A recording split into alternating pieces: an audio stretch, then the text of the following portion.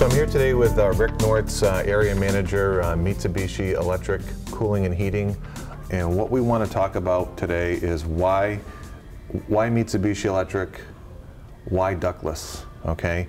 And specifically talking about heat pumps and their heat pump capability.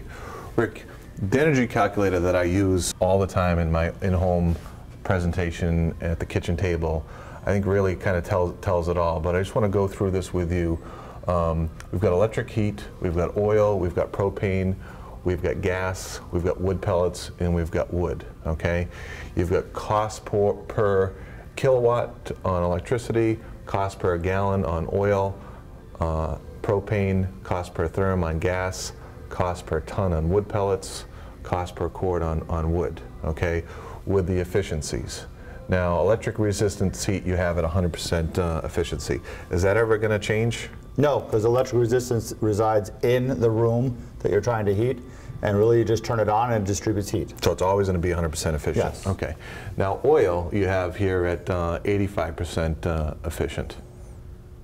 That would be the newest oil boiler on the market. That's an Energy Star oil boiler. Okay, but typically what I'm finding in the field when I read the tags that the oil company has left behind or we have left behind is typically stuff is around 78–80%. Would you use that on an average? Would that be? Actually, it would probably be lower than that. If it's a 10-year-old boiler, you're probably looking around a 70 to 75% efficient boiler. Okay.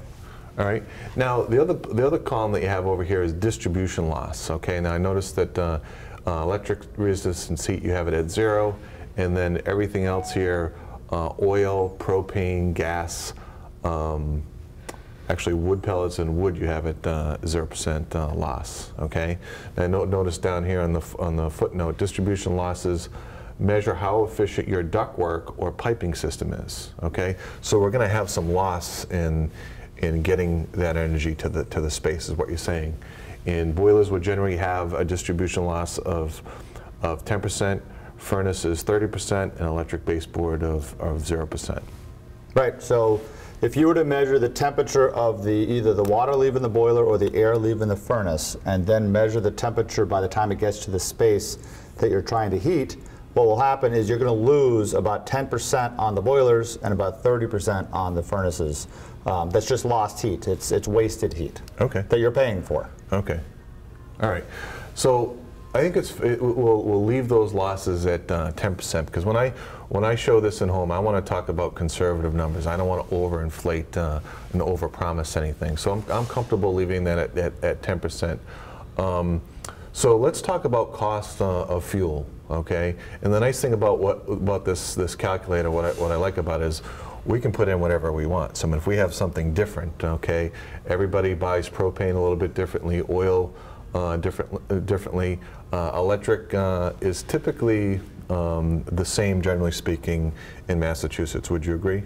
It varies. We have municipal electrics and N-Star and National Grid, and different parts. I cover all of southern New England, so I had to make this that be adjustable depending on what part of my territory that I was in.